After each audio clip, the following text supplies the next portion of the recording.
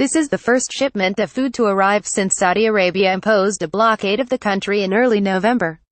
A commercial ship, owned by a Yemeni businessman, carrying 5,500 tons of flour arrived at Yemens Hodeida port on Sunday, according to the proHouthi Yemen Defense Ministry in the country's capital, Sanaa.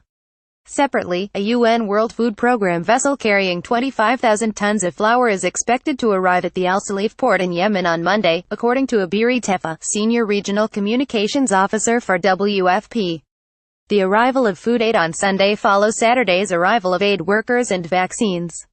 A passenger plane carrying aid workers and around 1.9 million vaccine doses, enough for 600,000 children, landed in Sanaa on Saturday morning, Etefa said. 3 types of vaccines were sent to protect against at least 8 deadly diseases, including whooping cough, tetanus, tuberculosis, diphtheria, pneumonia and meningitis. To feed the 7 million people suffering severe famine, we need this kind of access on a regular basis, as we had before November 5, Etefa said. We are hoping that commercial ships carrying food will also be allowed access to Yemen's ports soon, as the country imports 90% of its food and this is the only way to end the famine. A plane carrying aid workers with the International Committee of the Red Cross also landed Saturday in Sanaa, a spokeswoman said. Today is a very good day, and we are very pleased, Yolanda Jack-Ma said.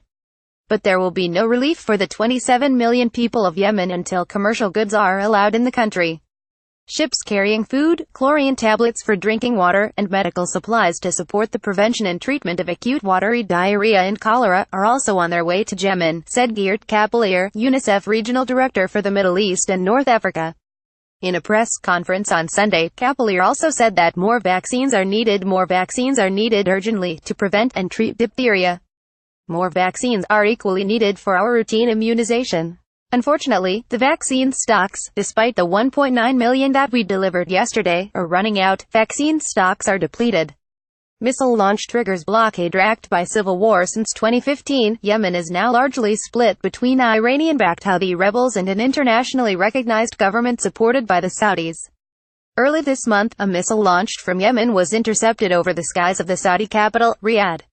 The missile caused no casualties or known damage, but it rattled the region politically, and the blockade was imposed shortly thereafter. The closures cut off unsupervised relief supplies and led to severe shortages of food and medicine. Before the crisis began, between 80% and 90% of food imports entered through the port at Hodeida and Sanaa's airport, according to Jens Leert, for the UN's Office for the Coordination of Humanitarian Affairs. Facing international pressure, Saudi Arabia's permanent representative to the UN announced on November 13 that his nation would reopen government-controlled ports and airports within 24 hours to humanitarian shipments. 2 days later, the Saudi coalition announced it would reopen the Sanaa airport and the key port of Hodeida for humanitarian purposes the next day.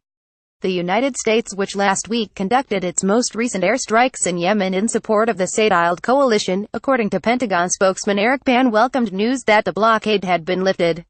We look forward to additional steps that will facilitate the unfettered flow of humanitarian and commercial goods from all ports of entry to the points of need, the White House said. The magnitude of suffering in Yemen requires all parties to this conflict to focus on assistance to those in need.